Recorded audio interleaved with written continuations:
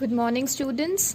We have completed the first part of the chapter, the first flight, and today we are going to start the second part of the same chapter, that is the first flight, and this is the black aeroplane. So, as you have already seen about the first flight in the first part, it was about seagull. Now, this is about a pilot, okay, and this is a mystery kind of a story. So this is about a pilot who has to fly from France to England, and he's dreaming about his holiday, and he's looking forward that after he will reach England he will have a nice breakfast with his family and he'll spend time with his family. So as he has already planned everything, now when he takes off from France to England, things doesn't work out the way he wants. So what happens in the last? How does he reach to his destination? It is all covered in this story. So first we'll see, we'll go line by line. The Black Aeroplane by, this is written by whom? This is written by Frederick Forrest. Okay. Now the Black Aeroplane. This is a mystery story. The moon was coming up in the east behind me, and stars were shining in the clear sky above me. There wasn't a cloud in the sky. I was happy to be alone high above the sleeping countryside.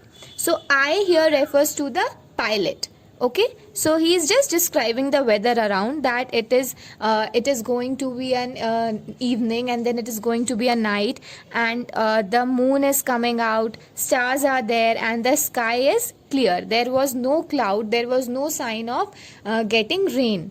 So he was happy to see himself alone and sleeping the countryside. So he was very happy to see that high above in the clouds, high above in the sky there are no clouds. I was flying my old Dakota aeroplane over France back to England. So his aeroplane was old Dakota, and he was flying from France to England. I was dreaming of my holiday and looking forward to being with my family. So his family used to live in England and he is flying from France. So he was looking forward that after he'll reach England, he will have a nice holiday with his family. I looked at my watch, 1:30 in the morning. So it was night, he was flying, and there was no cloud, the clear sky there was, and he was dreaming that in the morning he'll reach England. I should call Paris control soon, I thought. As I looked down past the nose of the aeroplane, I saw the lights of a big city in front of me. I switched on the radio and said, Paris Control, Dakota DS088 here. Can you hear me? I'm on my way to England. Over. So now these are the technical terms that the pilot used, that now he has seen his watch, that is it is 1:30 in the morning, and he was about to reach England. He's on the way to his England. So he was connecting to the control office of Paris, that he is going to be England soon. How is the weather and everything he was asking. The voice from the radio answered me immediately. DS088, I can hear you. You ought to turn 12 degrees west now. DS088 over. So he was flying towards east. He was flying towards east. But now the control room's office voice came and said that you have to fly 12 degrees towards west. Why so? I checked the map and the compass, switched over to my second and last fuel tank, and turned the Dakota 12 degrees towards 2 degrees west towards England. Now he just checked everything. He checked his compass, he checked his map, everything, and he was saying that his fuel was going to be over soon. So he just took 12 degrees towards England. I'll be in the time for breakfast, I thought. A good big English breakfast. Everything was going well. It was an easy flight. So everything was going as he planned, and he wished that in the early morning he'll reach England and he'll have a breakfast with his family. So Paris was about 150 kilometers behind me when I saw the clouds, storm clouds. They were huge. They looked like black mountains standing in front of me across the sky.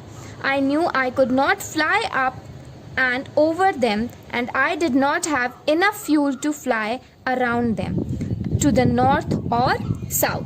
So what happened next happened is that when he has moved away from Paris 150 kilometers, he started seeing that now the sky is filled with black clouds, storm clouds, that maybe now there will be storm. But he was not knowing anything. Then he just thought to cross the sky कि बस यहाँ से निकलना है. And he could not fly up and over them. He neither could fly through them, he neither could fly over them, he neither could fly below them. But and also he doesn't have any fuel also to fly around them. कि इतना कि he could take a turn and he could move here and there. So he was not having that much fuel also. So now he is stuck. I thought to go back to Paris. I ought to go back to Paris, I thought. But I wanted to get home. I wanted that breakfast. So the best safe thing for him was to go back to Paris. But what was in his mind? To go home and have breakfast with his family. I'll take the risk, I thought, and flew that old Dakota straight into the storm. But now, what was the changing point? The changing point was that though he had chance to go back to Paris safely, but he did not choose that. He chose to take the risk to go back to his country, to go back to his home and have breakfast with his family. Inside the clouds, everything was suddenly black. It was impossible to see anything outside the aeroplane. The old aeroplane jumped and twisted in the air. I looked at the compass. I couldn't believe my eyes. The compass was turning round and round and round. It was dead. It would not work. The other instruments were suddenly dead too. I tried the radio. Now things were getting out of control. What happened first? When he moved inside the clouds. Firstly, when he moved inside the clouds, everything was black. Obviously, everything was black because they were the storm clouds. So he could see nothing over there. So the aeroplane was just jumping and twisting and moving in any direction without any control. And then when he started looking at his instruments, then what happened? So compass was moving round and round. It was not showing any direction properly. It was all dead. It is not working anymore. And the other instrument which helped him in finding direction and everything else, they were also dead. And when he tried radio, what happened next? Paris control, can you hear me? There was no answer. The radio was dead too. So the one hope which was left, that maybe the radio would work, control house can help him. So the radio was also dead. There was no radio, no compass, and I could not see where I was. I was lost in the storm. So there was nobody to help him, no control house, no compass, nothing, no instrument was helping him out, and he was lost in the storm. Then in the black clouds quite near me, I saw another aeroplane. It had no lights on its wings, but I could see it flying next to me through the storm. I could see the pilot's face turn towards me. I was very glad to see another person. He lifted one hand and waved. Now this is a mysterious thing. When he saw the aeroplane, since the clouds were of the storm clouds, the other person, if there was really other person over there or somebody who was flying another aeroplane, then he or she must also have seen that the storm clouds are there. But still he could see what? An aeroplane which was not having any lights on the wing. And still the aeroplane is flying, and this narrator, who is a pilot, he is saying that he could see the other pilot. And the pilot, what was he doing? He was lifting his hand out and he was waving at him. Follow me, he was saying. Follow me. And he was lifting his hand and he was saying to this pilot that follow him.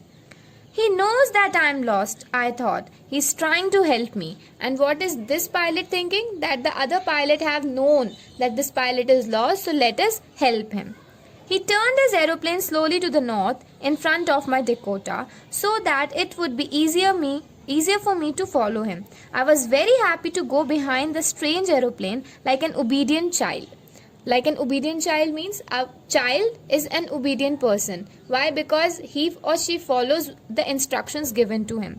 So now, because he was lost, he was having no other chance to go anywhere. So the other aeroplane, it turned towards this Dakota, and this old Dakota's pilot who was lost, he was following the strange aeroplane. After half an hour, the strange black aeroplane was still there in front of me in the clouds. Now, there was only enough fuel in the old Dakota last tank to fly or for 5 or 10 minutes more.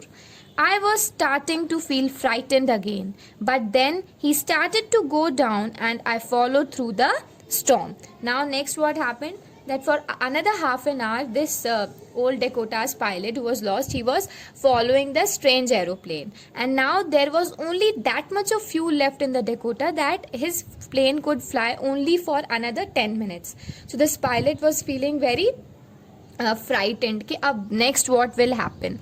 So but still he was following that aeroplane, mysterious aeroplane, and as the aeroplane was moving down the storm, so did he do.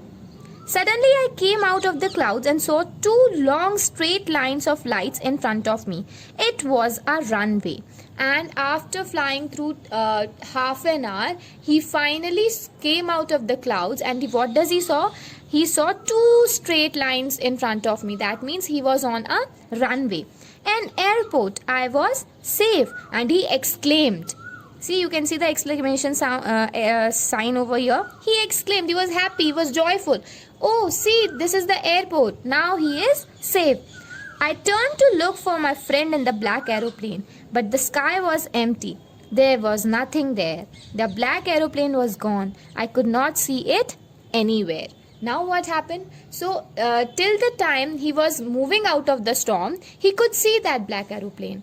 But as he had reached the runway, he could not see anything. As he saw that now he is on the runway, so he just turned to see his friend who has helped him to come out of the storm.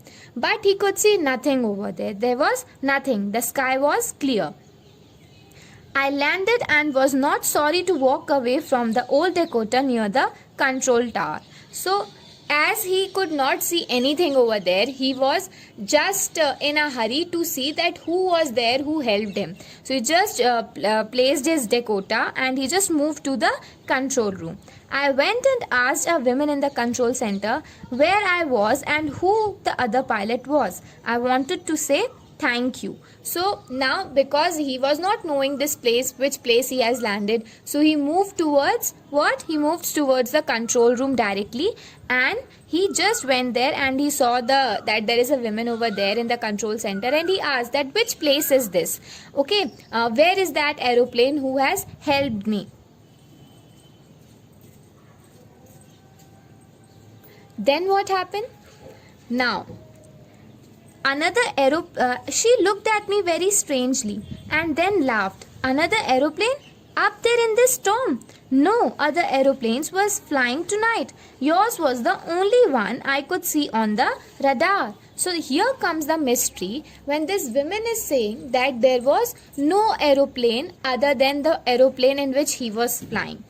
So who helped me to arrive there safely without a compass or a radio and without any more fuel in my tanks? Who was the pilot on the strange black aeroplane flying in the storm without lights? Now this was the mystery over here. That who was that other person who was having no compass, no lights, nothing, and still he helped him. Now there comes this mysterious thing that maybe this pilot was hallucinating. What is hallucinating? Hallucinating means he was imagining things, because he was all in the dreams of reaching England, having breakfast with his family. So maybe he is dreaming all these things. Okay, maybe there was nobody. In his dreams, he is imagining that he has caught a storm and this and that, and nothing was there. Or maybe there was somebody. So This brings to the end of the chapter. I hope you all have understood. Kindly do the question answers, and if you have any doubt, you can ask.